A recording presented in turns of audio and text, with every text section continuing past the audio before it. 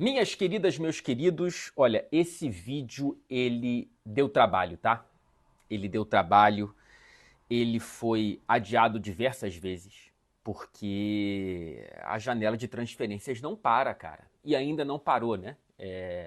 Eu pensei em esperar publicar esse vídeo ao fim da janela de transferências, mas eu fiquei com medo de ter as minhas projeções contaminadas pelas amostras das rodadas iniciais da Premier League, né? Eu queria ter publicado esse vídeo antes do começo da Premier League, não consegui por conta das novelas, principalmente envolvendo Caicedo e Lávia. E aí acabou que, enfim, decidi fazer agora. Decidi fazer agora, mantendo quase tudo do que eu tinha pensado antes, tá? Então esses pensamentos que eu vou destilar aqui, eles são majoritariamente sem ter visto jogos. Algumas questões eu mudei, mas a maioria eu deixei como estava. Eu tô com a câmera um pouco mais fechada, tô mais próximo de você, perdão pelo susto, porque eu tô no quarto de hotel que tá extremamente bagunçado aqui na Escócia para cobertura dos playoffs da Liga dos Campeões, então, enfim, melhor fechar, apesar disso aqui, mas melhor do que bermudas e meias jogadas aqui no cenário.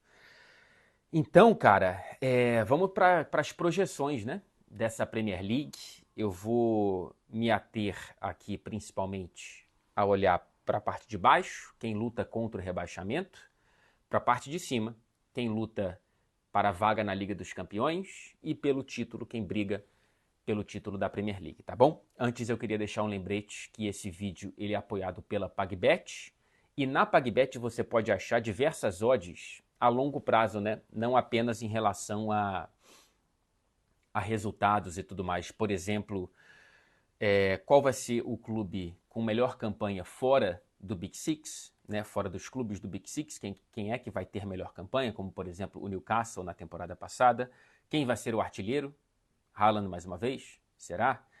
Melhor campanha dos três que subiram da Championship, quem vai ser o Lanterninha, enfim, tem diversos pontos que você pode palpitar na PagBet. Eu acho que eu vou deixar o link no comentário fixado, lembrando que a graça de brincar com aposta esportiva é, primeiro, levar na brincadeira e, segundo, só apostar o que você pode perder, né?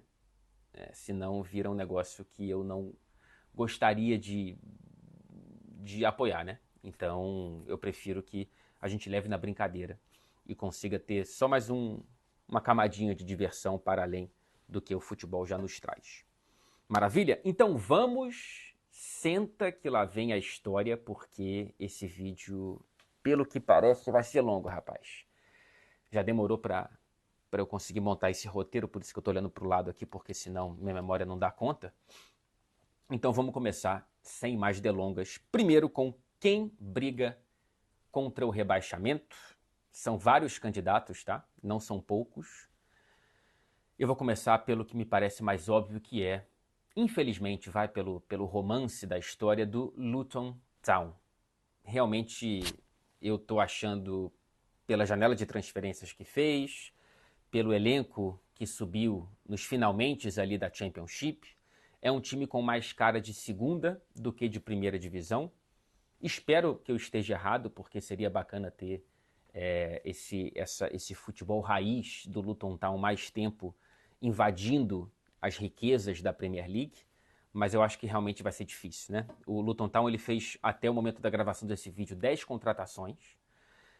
É um número bastante grande, mas que principalmente repõe alguns jogadores que saíram e que tem gastos muito pequenos, né? A contratação mais cara até o momento foi no valor de 5 milhões de libras, né? Quase nada, é o que você acha no bolso do Todd Bowley daqui a pouco, né? Se você esbarrar com ele na rua e reparar, no bolso dele já tem 5 milhões de libras como trocado da última transferência. O destaque que eu trago aqui é o Ross Barkley. Você lembra dele, né?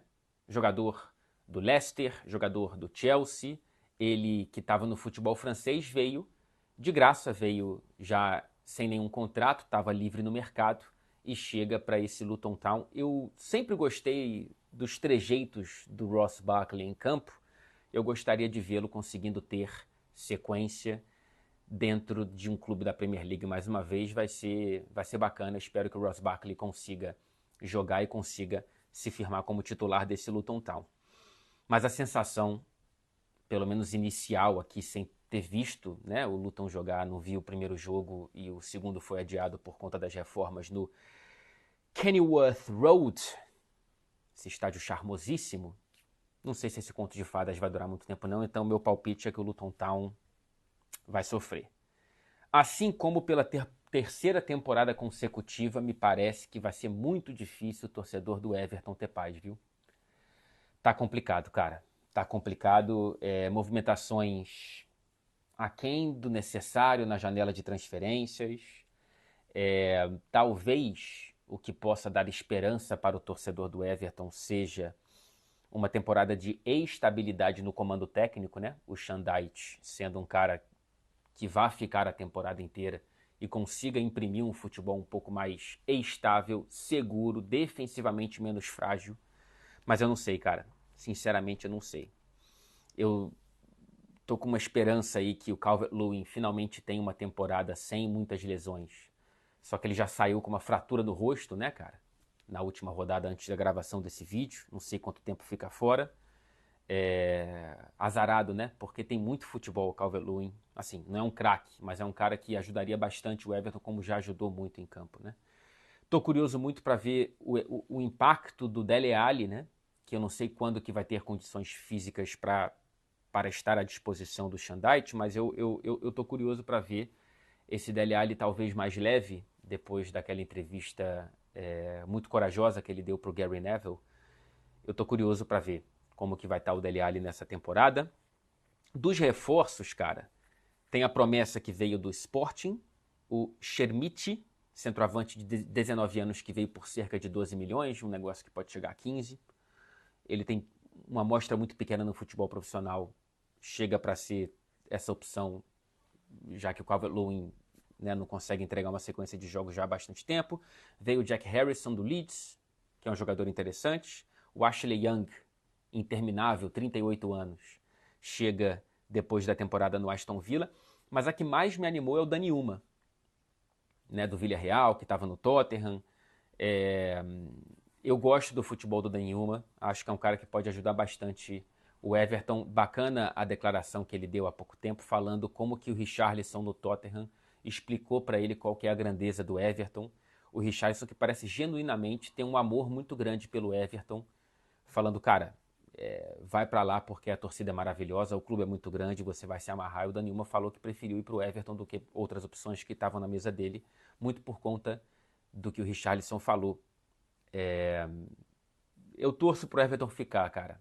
Eu admito que eu tenho um lugar no meu coração reservado pro Everton. Eu tenho um grande amigo meu que é torcedor do Everton aqui na Inglaterra, um outro grandíssimo amigo no Brasil que também torce pro Everton, querido Henrique Marques, enfim. Vamos ver, mas não cheira bem esse Everton não. Mais uma vez, né?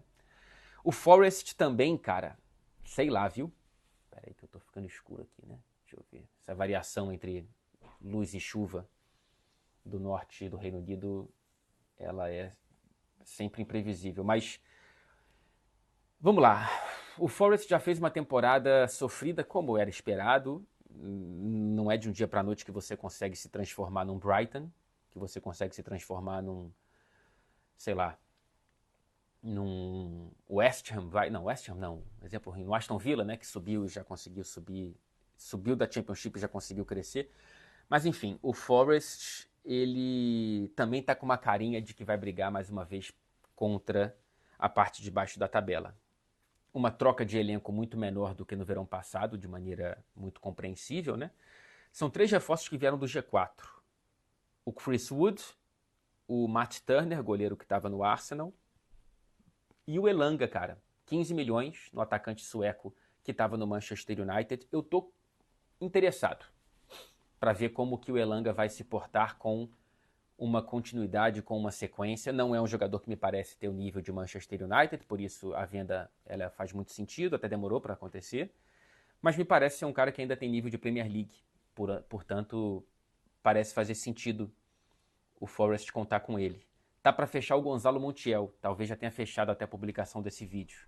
Lateral direito do Sevilha, fez o gol de pênalti, marcou o último pênalti da disputa para o título da Copa do Mundo da Argentina, para o título do Sevilha da Europa League e chega para esse Nottingham Forest. E temos os brasileiros, né? O Felipe titularíssimo, o Danilo titularíssimo, não sei se mais como volante ou como ponta, tem que perguntar para o Cooper, e o Scarpa que foi para o Olympiacos, né? Infelizmente não ficou na Premier League. Teria sido bacana ver mais do Scarpa, não entendi muito bem o que aconteceu, talvez aquele impacto financeiro mexeu com a cabeça dele e o Cooper não quis contar mais com ele. Mas enfim, acho que o torcedor do Forest vai sofrer de novo nessa temporada. Outro que subiu, que para mim bate e volta, é o Sheffield United, assim como o Luton Town.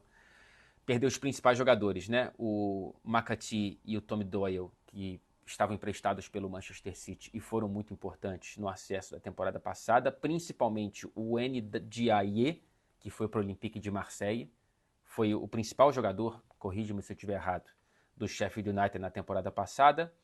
O Berg, jogador que foi para o Burnley, gosto dele desde os tempos de... Rapaz, não vou lembrar. Qual era o time que ele jogava? Eu vou lembrar daqui a pouco. Quando visitou o Liverpool, eu sempre gostei do futebol dele, enfim. Foi para o Burnley, campeão da Championship. Uma perda para o Sheffield United, que trouxe para essa posição um jogador revelado pelo Flamengo, Vinícius Souza, volante de 24 anos, que estava no Lommel, clube do Grupo City, na Bélgica. Nunca vi o Vinícius jogar. Estou interessado para ver. Também trouxe o Tom Davies, cara, do Everton. Esse cara eu sempre gostei, mas infelizmente não deu certo. E tomara que ele tenha uma sequência. Tem futebol. Sabe aquele cara que com 5, 6 segundos você vê que tem um molho, mas falta competitividade e consistência para o Tom Davies. Não sei se vai encontrar no Sheffield United. Cenário complicado, mais um candidatíssimo. E o Wolverhampton. Sei lá, cara, por mais fibra que o time tenha mostrado nessas 2 rodadas iniciais até a gravação desse vídeo, né, contra o Manchester United, jogando melhor e merecendo um resultado muito melhor do que a derrota em Old Trafford. Um primeiro tempo interessante contra o Brighton, um segundo tempo de atropelo, mas enfim, por mais fibra que tenha mostrado com a chegada do Gary O'Neill, que foi o cara que salvou o Bournemouth na temporada passada, sei lá, cara, esse cenário financeiro complicado, temendo punições do fair play financeiro da Premier League, estrangulando a possibilidade de contratações do clube na janela. Esse estrangulamento que fez com que o Lopetegui saísse há 5 dias da estreia do clube na Premier League, faz com que, sei lá, cara, o Wolverhampton esteja numa situação que não me parece muito interessante. Teve que vender, por exemplo, Rubem Neves, Raul Jiménez. Tudo bem que o Raul não estava jogando tanto, mas o Rubem Neves sim. Sei lá, hein? Briga contra o rebaixamento. Talvez o que salve os Wolves seja a concorrência ser pior, né? Por exemplo, de 2/3 dos clubes que subiram. E por que eu não coloco o Burnley? Né? Subiu, não contratou tanto assim. Por que eu não coloco o Burnley? Por que eu coloco o Sheffield United? Por que eu coloco o Luton Town e não coloco o Burnley?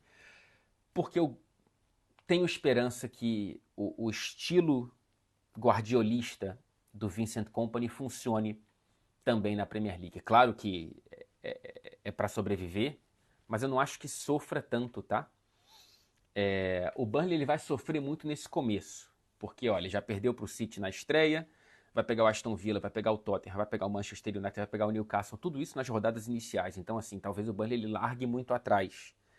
Mas eu sinto que, primeiro, vai fazer com que os adversários suem muito por uma vitória no Turf Moor, charmosíssimo estádio pertinho de Manchester. E segundo, porque de fato é um time que se propõe a jogar. Isso às vezes pode ser uma armadilha para um elenco que não é tão qualificado a nível de Premier League. Mas, não sei, algo me diz, e eu posso estar profundamente enganado, que o Burnley vai ficar. Trouxe o Berge... tá aqui. Ele era do Genk. E quando eu vi pela primeira vez jogar em Anfield, o Berge que acabei de falar, não, o Berge, que estava no Sheffield United, e trouxe um jogador interessante que eu nunca vi jogar, mas vem de... tem um currículo interessante, que é o Amdouni, que foi artilheiro da Conference League pelo Basel. Jogador da seleção suíça. Se eu não me engano, divide artilharia ou está entre os artilheiros também das eliminatórias para a Eurocopa nesse momento. Acho que divide com o Lukaku a artilharia. Enfim, estou interessado para vê-lo jogar também. Por isso que eu acho que o Burnley, não só por ele, né? Por esse pacote que eu fiz aqui, eu acho que o Burnley fica e não sofre tanto assim. E por que não o Bournemouth? Poxa, sofreu na temporada passada, até conseguir crescer na reta final com Gary O'Neill. Aí decidiu demitir o treinador que salvou o clube, porque algo possa mudar, né? Porque de fato o clube mudou de trajetória, tá? Mudou de trajetória e parece um projeto interessante. Atenção com o Bournemouth, hein? Não acho que vai causar muitos problemas já nessa temporada, mas me parece ter dado um passo na direção de um clube que vai ficar bastante tempo na Premier League. Eu acho. Nova direção, novos donos, planos de expandir o estádio, tem novo CT já sendo construído. Longo prazo, hein? E trouxe o Iraola, o técnico espanhol que teve resultados impressionantes com o Rayo Vallecano, né? Um time cool de Madrid que conseguiu chegar nas semifinais da Copa do Rei, se eu não estou enganado, conseguiu bons resultados contra Real Madrid e Barcelona, conseguiu vitórias contra os gigantes espanhóis e que tem ideias interessantes que já foram demonstradas nessas rodadas iniciais de Premier League e está apenas começando. Além disso, tem contratações ambiciosas, tem contratações interessantes, tem contratações que me fazem crer que esse projeto realmente faz sentido a gente prestar um pouco mais de atenção. Trouxe o Alex Scott, que é um meia de 19 anos que veio do Bristol City por mais de 20 milhões de libras. Um moleque que estava numa briga entre diversos clubes ingleses por ele. É um cara que já faz parte das seleções de base da Inglaterra há algum tempinho. Olho nele, 19 anos por mais de 20 milhões. Trouxe o Justin Kluivert da Roma, que estava emprestado ao Valência. E trouxe o Taylor Adams. Pô, mas ele não foi anunciado pelo Chelsea? Pois é, ele foi anunciado pelo Chelsea. Chegou a ser anunciado oficialmente? Não lembro, mas enfim, já estava ali em Cobham. E por conta das chegadas de Caicedo e Lavia, o Chelsea desfez o negócio e ele foi para o Bournemouth. Ele roubou mais bolas na Premier League passada do que tanto o Caicedo quanto o Lavia, pelo Leeds United, apesar do rebaixamento. Então, sei lá, acho que o Bournemouth não vai sofrer tanto quanto na temporada passada, não. Ok? Então, assim, olhamos para a parte de baixo da tabela, porque eu penso que será a parte de baixo da tabela. Vamos olhar para cima, passando pela zona de água de salsicha, e indo direto para o G4, que pode ser G5, hein? Deixo aqui meu agradecimento ao Vitor Sérgio Rodrigues, que me explicou que o G5 não é garantido. Eu achei que era, por conta da expansão da Liga dos Campeões já na temporada que vem. Teremos 4 novas vagas, né? 4 novos clubes chegando e expandindo essa Liga dos Campeões.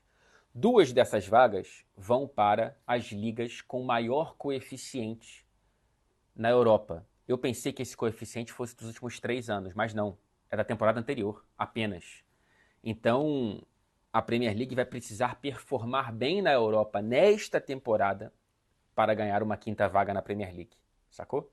Se fossem as últimas 3, independentemente da performance dos clubes ingleses nessa temporada, imagino que a gente teria uma garantia dessa vaga indo para a Premier, uma delas, mas não é garantido, depende dos clubes ingleses na Conference, na Europa League e nesta Liga dos Campeões.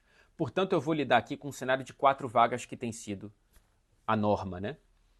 E eu vou excluir o Manchester City e o Arsenal dessa conversa. Portanto, temos 2 vagas. Podendo ser 3, mas vou lidar com 2. E eu começo talvez pelo voto mais polêmico aqui. Aston Villa. Não está em ordem de quem é o favorito para as vagas, tá? Eu estou começando pelo mais polêmico, que é o Aston Villa. A chance de eu me ferrar nessa aqui é grande, hein? Aston Villa que terminou a temporada passada na 7ª colocação, um começo muito ruim sob o comando do Gerrard. O Unai Emery, espetacular, colocou a equipe nos playoffs da Conference League contra o Hibernian, daqui da Escócia, onde eu estou nesse momento. Imagino que o Aston Villa passe e jogue a Conference League pela primeira vez em uma competição europeia desde 2010. Bacana, né? Por isso que a Conference League é bacana, porque traz esses clubes. O Aston Villa já é campeão da Champions na história, hein? Lembremos. Cara, o grande desafio, justamente como teremos com o Newcastle e com o Brighton, é ver a capacidade de administrar uma competição extra na temporada, né? Uma competição com viagens longas, como a Conference League, junto à Liga Inglesa, junto à Premier League. Mas não sei, algo me diz que o Unai Emery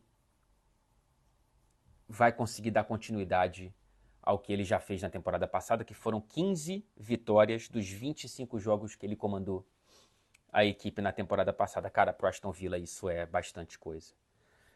Eu já tinha expectativas altas com Aston Villa no início da temporada passada, só não contava com o Gerrard ter ido tão mal.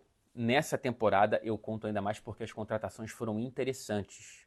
Foram interessantes para um elenco que já era bacana, que já era de qualidade. Pau Torres, né, o zagueiro que a gente sabe que tem qualidade de seleção espanhola e de Villarreal. O Tielemans, conhecemos do Leicester já há bastante tempo. Ele ficou ali quase dando um pulo para algum clube grande do Big Six. Acabou caindo junto com o Leicester, mas é um jogador de qualidade. E o Moussa Diaby, que já começou arrebentando, cara. Já começou arrebentando. Esse elogio aqui já estava aqui antes dele começar arrebentando. Ele é a contratação mais cara da história do Aston Villa, 52 milhões de libras pelo francês de 24 anos que estava no Leverkusen.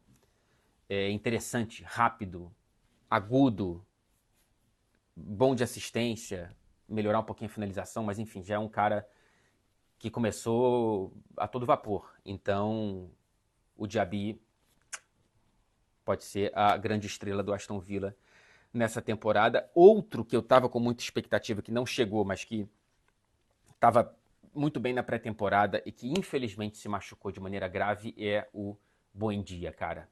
Que pena grande.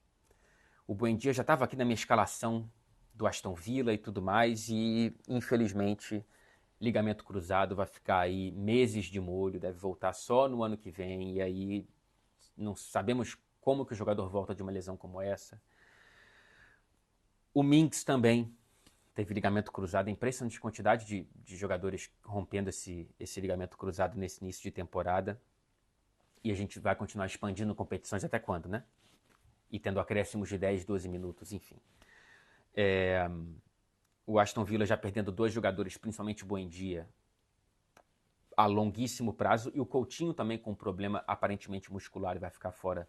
Aí sim, bem mais leve, né? Talvez apenas um mês, algo assim, mas de qualquer forma é uma perda para o Aston Villa. Não sei se o Coutinho vai continuar no Aston Villa até o fim da janela, mas seria interessante vê-lo entrando aos poucos nesse time titular e participando mais dos jogos vindo do banco de reservas, de repente sendo titular em alguns jogos da Conference League, ganhando tração, né, ao longo da temporada. Não dá para descartar o Coutinho tão facilmente assim.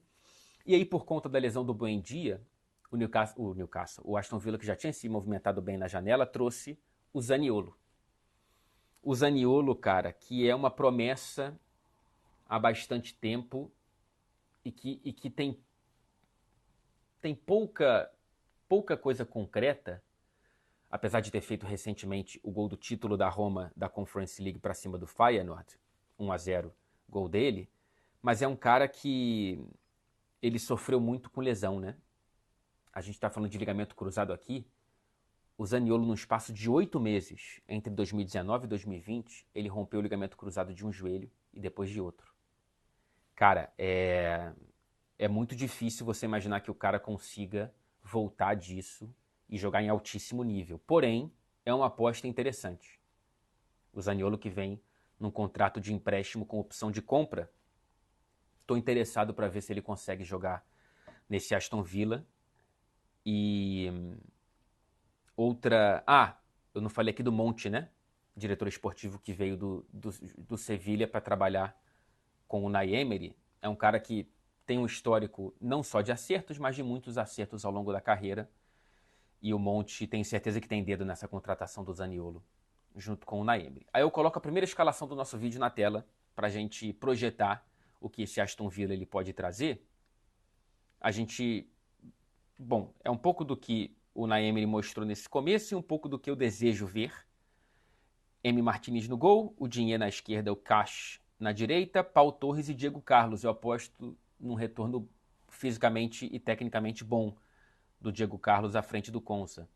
No meio-campo, também aposto no retorno do Jacob Ramsey. Gosto muito desse jogador, espero que ele volte bem como jogou na temporada passada, ao lado do Douglas Luiz. O McGinn no meio-campo, de um lado o Diaby, de outro o Bailey e o Ollie Watkins. Mais à frente, opções no banco como o Tielemans, o Camara, o Coutinho, quando voltar, e outros. Esse time do Aston Villa é interessante, não acho que é favorito, longe disso, para a vaga na Liga dos Campeões, mas pode surpreender. Veremos. Outro voto polêmico, mas esse menos, é o Brighton. Eu resisti algum tempo a colocar o Brighton aqui nessa minha relação de clubes brigando por vaga na Liga dos Campeões, mas esse aí eu admito que eu fui contaminado por essas duas rodadas iniciais, porque que show é o Brighton, né? Inclusive no vídeo anterior aqui do canal eu comparei o Brighton a uma lagartixa, porque, né, tal qual esse nosso querido pequeno lagarto, ele perde o rabo e cria outro, né? Perde jogadores e consegue manter o futebol maravilhoso agora com Roberto De Zerbi. Só vocês, né, para dar quase 100 mil views num vídeo que tem um título falando que o Brighton é uma lagartixa. Mas enfim, eu quase tirei o Brighton dessa projeção, mas eu decidi levantar voo junto às gaivotas. Sonhar junto com esse Brighton. Lembrando que as gaivotas de Brighton são extremamente mal educadas, já estive lá, e elas ficam ali na costa, ali na praia, no pier, esperando que você passe com alguma comida para atacar. Eu já fui atacado por gaivotas em Brighton, como esse senhor da imagem. São realmente gaivotas zero charmosas e extremamente irritantes. Mas ó, perdeu o McAllister, perdeu o Caicedo, perdeu o Sanches e já fez 8 gols em 2 rodadas no início da Premier League. Não foram jogos extremamente difíceis, né? Luton Town e Wolverhampton, 2 que eu já coloquei aqui como candidatos ao rebaixamento, porém é um Brighton que já volta a oferecer a magia da temporada passada, das temporadas anteriores. Logo de cara, temos contratações interessantes. O João Pedro do Watford, base do Fluminense, é um cara que eu gosto muito e acho que vai se encaixar maravilhosamente bem nesse Brighton. O João Pedro, cara, escolheu a transferência corretíssima. É o clube certo, para o jogador certo, ainda no começo de carreira. Estou empolgado com o João Pedro, que já marcou na primeira rodada de pênalti. Trouxe outro brasileiro, o Igor Júlio da Fiorentina. Esse eu tenho poucas informações. Vamos ver ao longo da temporada. Trouxe o Daru do Dortmund. Ótima contratação, viu? Ótima contratação. Trouxe o goleiro do Anderlecht, Verbruggen. E trouxe o interminável, o imorrível James Milner para jogar na lateral direita, hein? Para jogar na lateral direita. Milner é espetacular. E com a venda do Caicedo, vai ter que contratar alguém para esse meio campo, né? E aí fala-se muito aqui, primeiro, de um jogador chamado Carlos Baleba, 19 anos, volante do Lille camaronês, uma negociação que giraria ali nas cifras de 25 milhões de libras. Tem poucos jogos como profissional, então não sei bem. E o Fabrício Dias, uruguaio do Liverpool, do Uruguai, 20 anos de idade, uma negociação de 8 milhões que, evidentemente, se o Brighton o trouxer, daqui a 2 anos ele estará sendo vendido por 250 milhões para outro clube da Premier League. Lembrando que o Brighton está classificado para a primeira competição europeia da própria história. Que lindeza isso, né? Classificado para a Europa League, hein? Lembremos. Vamos ver se vai ter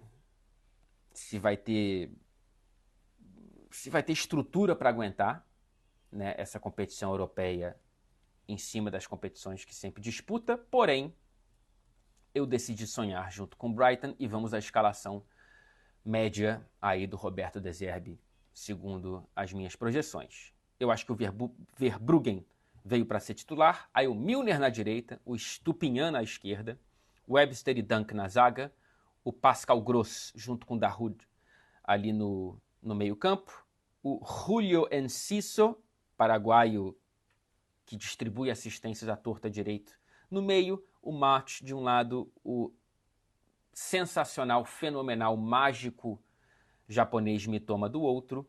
Eu coloquei o Welbeck na frente, mas temos, claro, além do João Pedro, o Evan Ferguson, o irlandês de 18 anos que já fez um plural de gols na temporada passada e estou interessado para ver o desenvolvimento dele nessa temporada.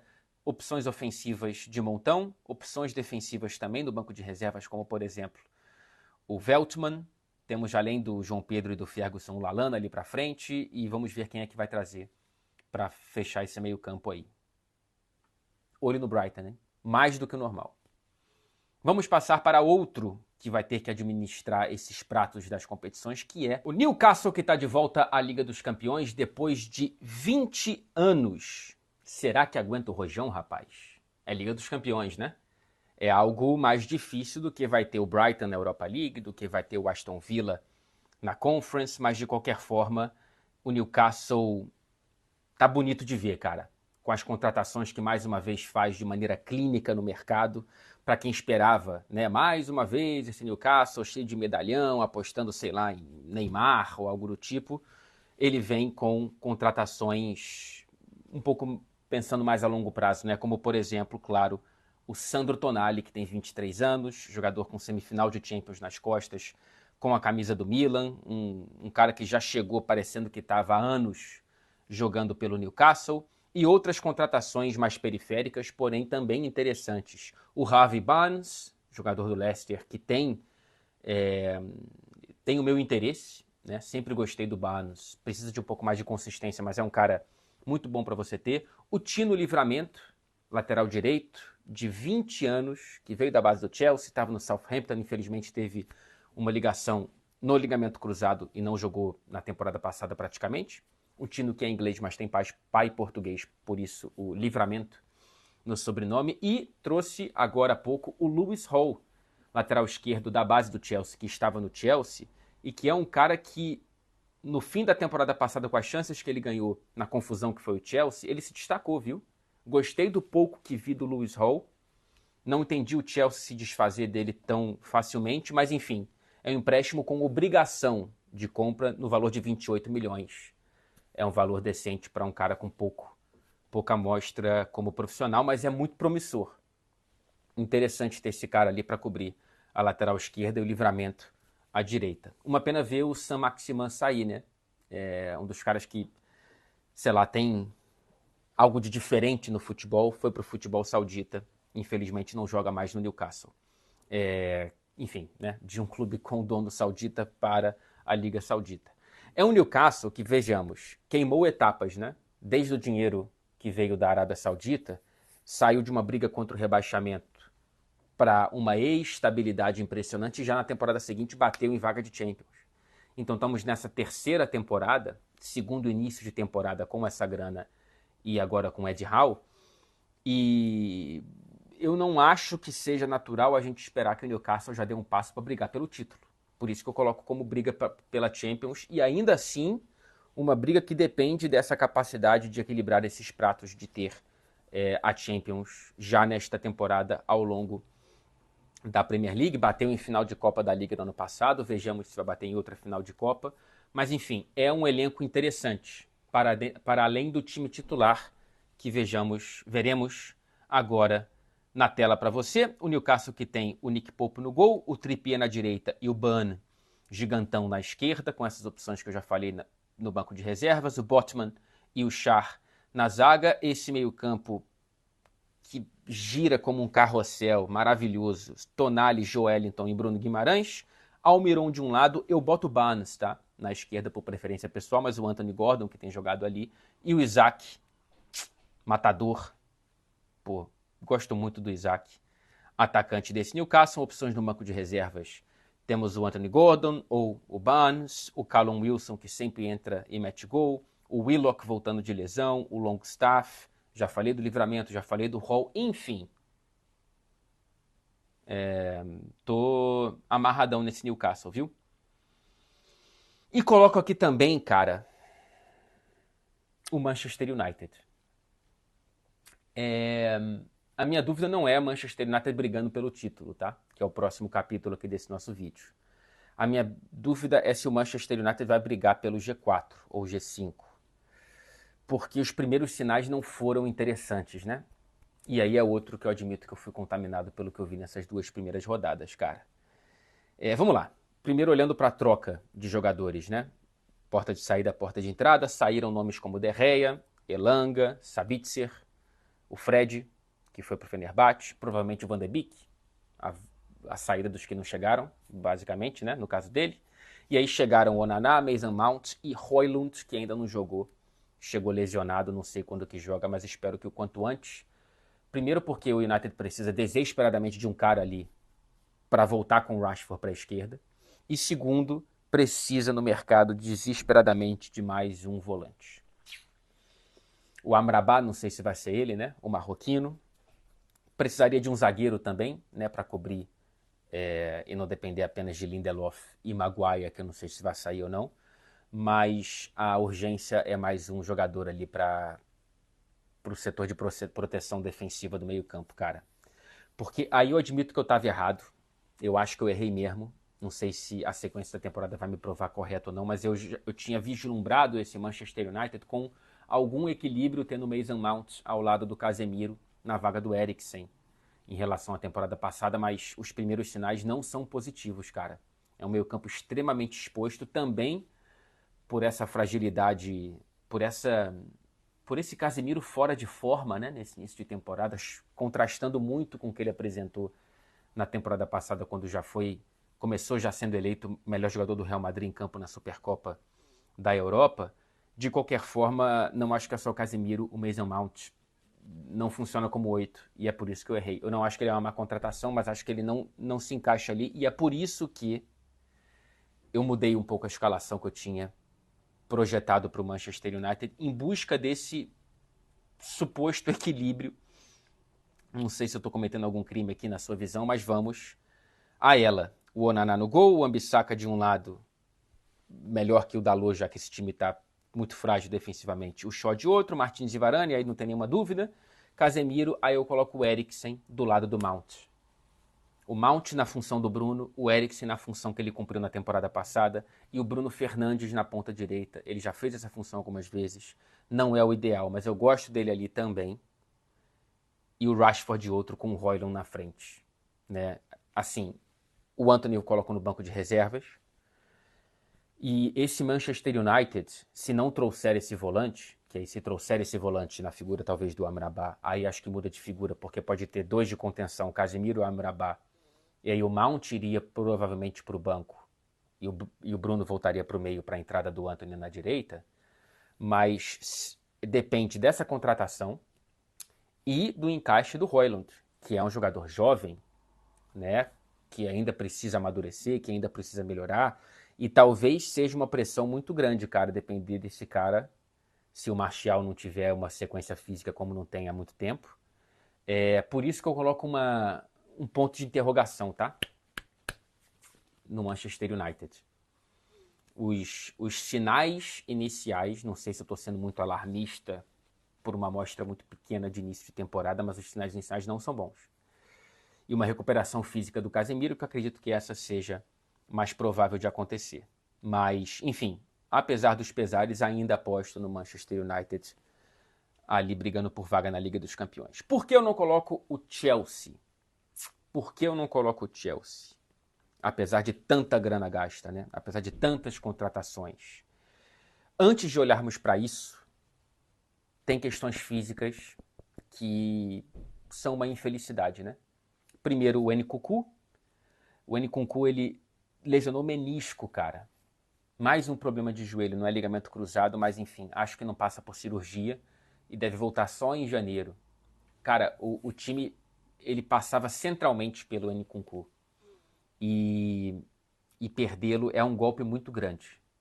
Perdê-lo por tanto tempo assim, sem nem tê-lo visto jogar direito com a camisa do Chelsea. Não pôde estrear de maneira oficial, olha só. Antes disso, ainda na pré-temporada, ele se machuca dessa forma. E aí quem entra na vaga dele é o Chukwuemeka, que fez gol contra o West Ham e machucou o joelho. Não é grave, aparentemente. Passa por cirurgia, mas aparentemente é 1 mês e meio aí de recuperação, 6 semaninhas. O que é um tempo considerável, mas comparando com o Nkunku, é quase nada, né? E temos o Reece James, né? Pô, escolhido como novo capitão, uma história maravilhosa, tendo um garoto de Cobham como capitão desse Chelsea, um jogadoraço. Sou muito fã do Reece James. Mas chega ao ponto de você pensar que, cara, você tem que planejar uma temporada para ter alguém para brigar pela titularidade ali com o Reece de maneira incisiva. E espero que o Malo Gusto seja esse cara, porque não dá para contar com ele. Mais uma vez, uma lesão muscular. Não sabemos, não parece ser a longo prazo, mas é a mesma lesão da temporada passada, das tantas lesões que ele teve na temporada passada. Então, assim, realmente parece ser um caso crônico do Reece James. E é uma pena. É uma pena muito grande. E aí vamos para o mercado do Chelsea, né? É o clube que mais gastou nos gastos brutos, mais uma vez, ali 345 milhões, quase 350 milhões de libras, investidos em contratações nessa temporada, depois dos 600 da temporada passada, que era o recorde, agora esse é o segundo recorde, é um negócio impressionante que a gestão Todd Boehly está fazendo. Mas também é o que mais vendeu, tá? 230 milhões mais ou menos, adquiridos com vendas de jogadores. Temos os gastos líquidos, que colocam o Chelsea na quarta colocação dentro da Premier League, com 111, 115 mais ou menos milhões, atrás de Arsenal, Manchester United e Newcastle, que venderam muito mal, apesar de terem gastado menos do que o Chelsea, né? Então, nos valores líquidos, que são os que mais importam, né? Vendas menos compras, compras menos vendas, a gente tem esse valor do Chelsea um pouco mais diluído, não só com as vendas, mas com a tal da amortização. Esse é um dos segredos, cara, para a gestão Todd Boehly. Essa é a outra imagem que eu vou colocar, quase 1 bi. Quase 1 bi, cara, sob a gestão Boehly-Clear Lake. Impressionante. É disparado o clube com mais gastos brutos, com mais do que o dobro do segundo colocado. Quase 1 bi de libras, cara. E aí temos a amortização, que é basicamente você pegar o valor da transferência e diluir ao longo dos anos de contrato, né? Por isso que o Chelsea está fazendo contrato de 7 anos, de 8 anos, como fez com o Mudryk, por exemplo, de 7 anos, como fez com o Lavia agora, e você distribui né, na gestão contábil esse valor. Então, sei lá, os 600 milhões, se você dividir ali por 8, dá mais ou menos o quê? 70 milhões? 65 milhões por temporada? Acho que é mais ou menos isso. Enfim, algo em torno desse valor. Não fiz a conta aqui, mas estou fazendo de cabeça agora. Isso faz com que você tenha mais condições de não infringir o fair play financeiro. Só que a UEFA limitou, numa reação direta ao Chelsea, essa amortização para 5 anos. A partir de agora já, tá? Mas como que depois da limitação da UEFA, o Chelsea ainda está conseguindo fazer isso, como por exemplo fez com o Lavia? Porque o Chelsea não está classificado para competições europeias nessa temporada, portanto não entra no fair play financeiro da UEFA. Tá? O fair play financeiro da UEFA só é válido para quem disputa competições da UEFA, não é para os clubes membros clubes europeus, né, em geral, é para clubes que disputam competições da UEFA. A Premier League ainda não tem essa limitação de amortização contábil. Imagino que vá ter, como a UEFA tem, mas por enquanto não tem. Então, assim, mas se o Chelsea voltar a uma competição europeia na temporada que vem, daqui a um ano é muito tempo no futebol. Aí a gente vai entender depois o que o Chelsea vai fazer para conseguir se adequar às novas regras do fair play financeiro da UEFA. Já tem um vídeo meu com o Beckler na TNT Esportes aqui no YouTube explicando as novas regras do Fair Play financeiro da UEFA, que vai olhar para transferências, mais salários, de orçamento e porcentagem do quanto você pode ter de investimentos entre transferências e salários, enfim. O Chelsea, por enquanto, está ok, com tantos gastos por conta, primeiro das vendas, que são muitas, e depois com as amortizações. O Chelsea quebrou a banca e fez a contratação mais cara da história da Premier League, 115 milhões. Essa questão de mais cara é sempre uma conta muito complicada, a gente só olha o valor e já coloca como mais cara, mas a gente tem que lembrar primeiro da inflação, né? Será que 115 milhões vale tanto quanto 25 milhões em 2001, que era o valor das grandes transferências da época? Não sei. Fora isso, a porcentagem desse valor para o orçamento do clube, né? Que muda muito. Às vezes, os 25 milhões de lá atrás representavam uma fatia tão grande quanto os 115 hoje, ou até menor, talvez, ou até maior, talvez. Então, enfim, essa conta ela é feita um pouco na preguiça pelo jornalismo esportivo, e eu entro nessa, mas, enfim, o Declan Rice era o mais caro por 105, o Caicedo entra por 115, a janela dos volantes, né? Que daqui a pouco vai ser tema de um vídeo aqui nesse canal. O Lavia veio por 53 milhões, dois jogadores que o Liverpool tentou e eles preferiram ir para o Chelsea. O Caicedo eu entendo mais, o Lavia eu entendo menos, mas eu imagino o Chelsea com os dois como titular, tá? No time titular. Só que a gente tem que entender qual vai ser a formação tática. O Pochettino começa a pré-temporada com 4-2-3-1 e vem escalando 3 zagueiros, apesar de ter falado que, enfim, jogou mais com 4 na estreia, que o Levi Colwill foi mais um lateral esquerdo do que um meia. Mas, enfim, eu vou escalar no 4-2-3-1 aí para tentar projetar esse Chelsea, que eu acho interessante. Acho que tem uma projeção de crescimento boa. Ainda vai sofrer muito nesse início de Premier League, porque tem adversários muito duros, enquanto ainda tenta arrumar a casa. Mas eu acho que ainda é cedo para esse Chelsea pensar em brigar por vaga na Liga dos Campeões. Temos o Sanches, que veio do Brighton, no gol. O Malo Gusto na direita, enquanto não dá para contar com o Reece James e o Tio na esquerda. O Levi Colwill, promessa da base, de um lado. O Thiago Silva de outro, tendo o Disasi como uma das opções para essa zaga.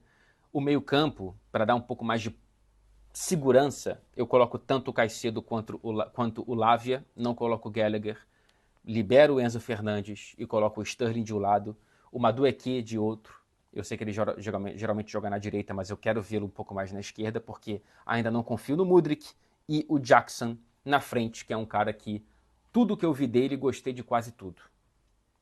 Do pouco que eu vi dele, eu gostei de quase tudo. É um atacante interessante, hein? Veloz, corre com a bola muito próxima do pé, tem boa finalização, enfim, quero ver mais do Jackson nessa temporada com a camisa do Chelsea. Ainda cedo, apesar de tantos gastos, né, para pensar em Liga dos Campeões. Impressionante. Por que não o Liverpool? Isso eu acho um pouco mais fácil de explicar, né? Eu tinha projetado um Liverpool com o Caicedo, talvez inclusive brigando pelo título, mas eu acho que sem o Caicedo e trazendo uma reposição que parece muito aquém, cara, era uma peça muito fundamental. Para um Liverpool que perdeu o Fabinho, perdeu o Henderson, não conseguiu nem o Caicedo nem o Lavia, e buscar um jogador que eu espero que dê certo, mas eu não sei se vai dar, de 30 anos, que estava no Stuttgart, nunca jogou na primeira prateleira do futebol europeu, eu acho uma dúvida, uma interrogação justa de ter. Não acompanhei o Stuttgart para saber o que o xodó da torcida deles, o capitão, o Wataru Endo, como ele joga, não sei direito, mas foi um pedido do Klopp, que dá para dizer que conhece bem o futebol alemão. Então, eu posso estar muito errado, mas não sei, viu? E aparentemente o Liverpool não vai trazer mais ninguém. Então, ou é o Endo, ou vai ter que contar com o Bajcetic, que volta de 5 meses afastado por lesão, ou com o Thiago, que tem 71 jogos como titular nas últimas 3 temporadas, uma média superior a pouco mais de 20, o que é muito pouco, fisicamente muito frágil, ou o Curtis Jones, que foi muito bem como volante de uma Inglaterra campeã da Eurocopa Sub-21, mas que ainda não sei se está pronto para uma exigência de Premier League. Então, assim, Não sei, cara. Eu acho que o maior reforço do Liverpool vem do departamento médico, que é, tomara, uma saúde física de Luís Dias, que é um jogadoraço, um cara extremamente incisivo, que muda jogo, que ganha ponto, assim, e o Salah, como sempre, fazendo gol, né? Então, como que eu projeto a escalação desse Liverpool? Não tem muito mistério nessa formação com a bola, né? Com o Arnold sendo parceiro de meio campo. Então temos a linha de 3 com o Robertson na esquerda, o Konaté e o Van Dijk. Endo e Arnold. De um lado, McAllister, de outro, Szoboszlai. Luís Dias, Salah e Gakpo. Opções interessantes no banco de reservas, como o Darwin, o Bajcetic, o Jota, o Jones, o Thiago talvez. Seria legal ter um zagueiro, né? Porque acho que já passou o tempo do Matip. O Gomes poderia já ter sido negociado, mas como não vai trazer ninguém, vai ser com isso mesmo. Não sei, cara. É uma interrogação esse Liverpool pra mim. Sinceramente, eu não sei. Meu Deus do céu, cara, esse vídeo tá ficando longo pra caramba. Se você ainda estiver aqui, parabéns e muito obrigado.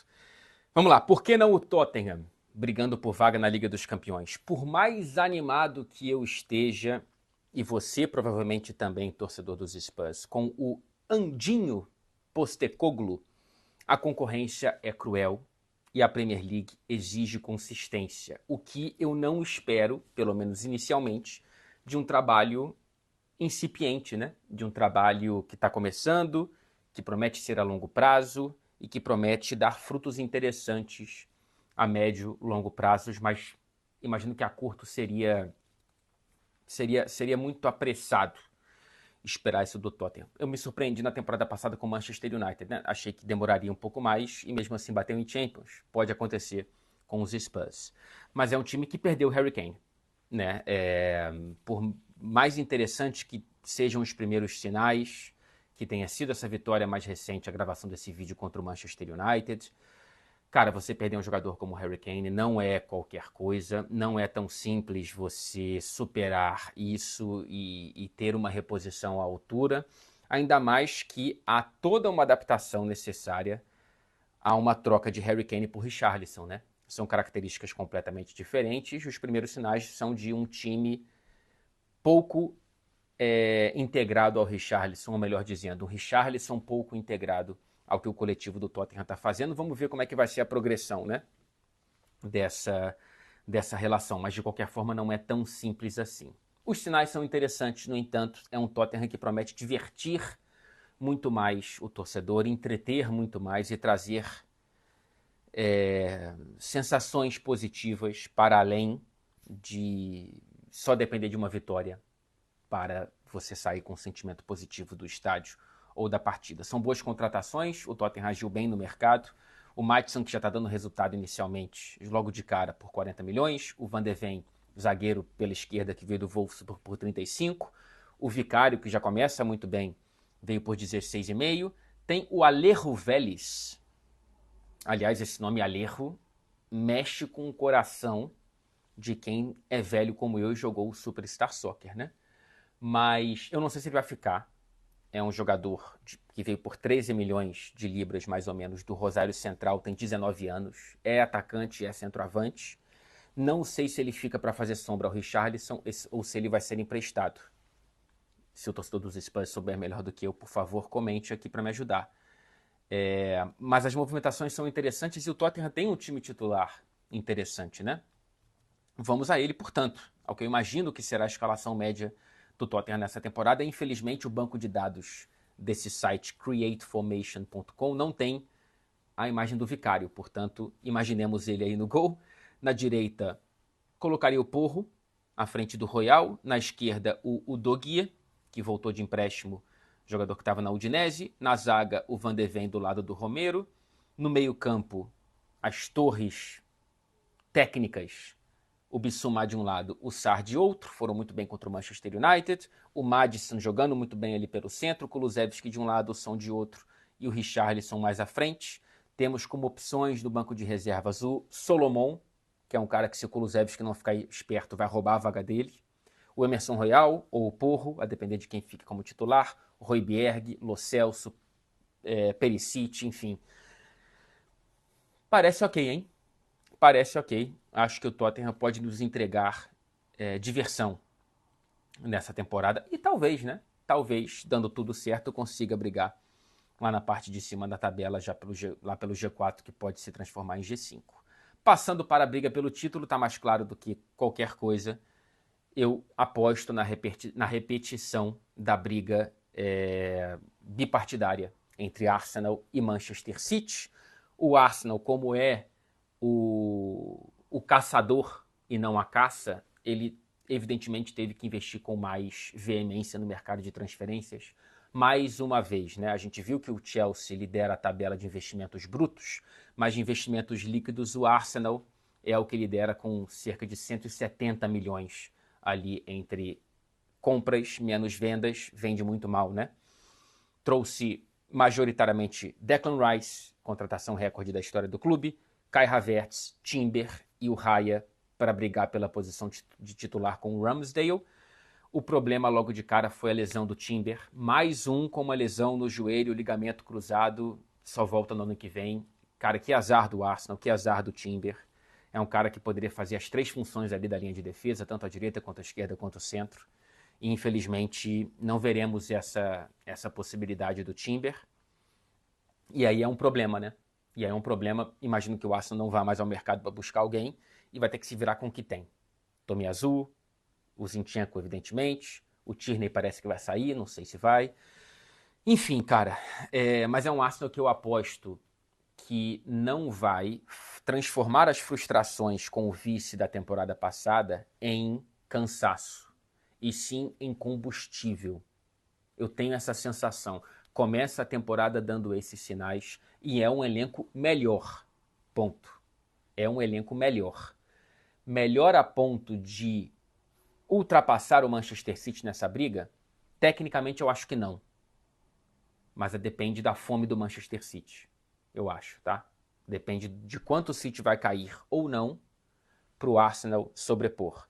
Mas de qualquer forma eu aposto no Arsenal como a figura do caçador mais uma vez. Com o Ramsdale no gol, imagino que ele mantenha a posição de titular. O Arteta tem escalado Partey na direita. O Zinchenko, voltando de lesão, assume naturalmente a vaga na esquerda sem o Timber. Saliba e White na zaga com Gabriel Magalhães no banco de reservas como opção.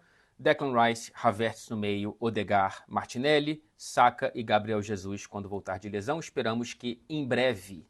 E as opções do banco de reservas são Gabriel Magalhães, como eu falei, Jorginho, o Trossard, Smith Rowe, tomara que volte a jogar bola e tomara que volte a ter saúde física, Nketiah e o Nelson, que foi importante extremamente, especialmente na fase final da temporada passada. É um Arsenal melhorado, é um Arsenal que deu um passo adiante e vai tentar estreitar essa diferença para o Manchester City ainda mais. O City segue como favorito, não tem como tirar isso do atual tricampeão da Premier League, do atual campeão da Tríplice Coroa. É o melhor time do mundo, apesar das perdas importantes no elenco e no time titular, né? Gundogan principalmente, Mahrez, que terminou como reserva, mas foi importantíssimo dos títulos nos últimos anos. O Laporte deve sair até o fim dessa janela de transferências, ou até, se duvidar, já saiu nesse momento que você assiste a esse vídeo. O City que trouxe principalmente o Kovacic, que veio do Chelsea por um valor muito bom, 25 milhões, e o Vardiol por 78, um jogador caro que vem para fazer o lado esquerdo do setor defensivo. Está muito próximo de anunciar a terceira contratação dessa janela, que é o Jeremy Doku, ou Jeremy Doku, um ponta do Rennes que vem por 55 milhões. Talvez já tenha anunciado oficialmente nesse momento que você assiste. Não vejo nenhuma graça nas piadas com esse nome, tá, gente? Ainda mais se a gente tiver uma assistência do Foden pro Doku, né? Colocar os dois nomes lado a lado, assim, eu acho nenhuma graça, acho de uma infantilidade tremenda. Pena dos narradores, viu? Que vão ter que lidar com isso. Boa sorte, Paulo Andrade, Jorge Igor, André Henning, enfim. Mas ele é um jogador que parece ser muito interessante, viu? Com uma capacidade de drible muito grande, jogador vertical, muito jovem ainda, com uma capacidade de desenvolvimento muito alta. Interessante esse movimento do Manchester City no mercado, jogador que faz as duas pontas. Enfim, me parece uma adição muito boa para esse Manchester City, não sei se trará mais um meia, né? Com a lesão do Kevin De Bruyne, um problema e uma cirurgia no tendão da coxa, na mesma área da lesão da final da Liga dos Campeões, só volta em 2024. Mais uma lesão a longo prazo aí, uma pena não ver o De Bruyne jogar bola por tanto tempo. Não sei se o City vai no mercado, já que o negócio com o Paquetá caiu por conta das investigações. Vamos à escalação, portanto, do atual tricampeão e, na minha opinião, portanto, favorito à renovação desse título e talvez a um inédito tetracampeonato na história do campeonato inglês, não apenas da Premier League. Ederson no gol, esse Manchester City com a bola, Vardiol de um lado, Walker de outro, Dias no centro da zaga, com os Stones do lado do Rodri, Kovacic, Phil Foden fazendo as vias ali de De Bruyne, pode ser o Álvares, pode ser o Bernardo Silva, mas eu coloco o Foden, o Bernardo Silva mais na ponta ali, o Grealish na esquerda e o Haaland, claro, artilheiríssimo da edição passada e provavelmente dessa edição da Liga dos Campeões. As opções do banco de reservas temos, além do Álvares, o Doku chegando, o Akanji aqui, Rico Lewis, Cole Palmer. Não é um banco tão estelar assim, né?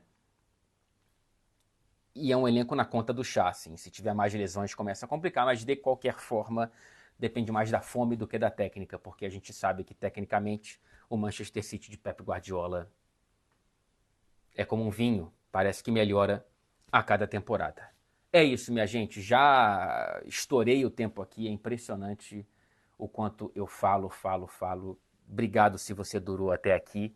E faço mais uma vez a recomendação, vai no site da PagBet se você for afeito a apostas esportivas com responsabilidade, que vamos ter as odds lá sobre quem vai ser o artilheiro, o melhor clube fora do Big Six, a melhor campanha dos 3 que subiram, quem vai ser o lanterninha e afins, tá bom? Na PagBet, se você acertou, tá pago. Obrigado pela sua companhia e desculpa por falar por tanto tempo sem parar. Até o próximo vídeo.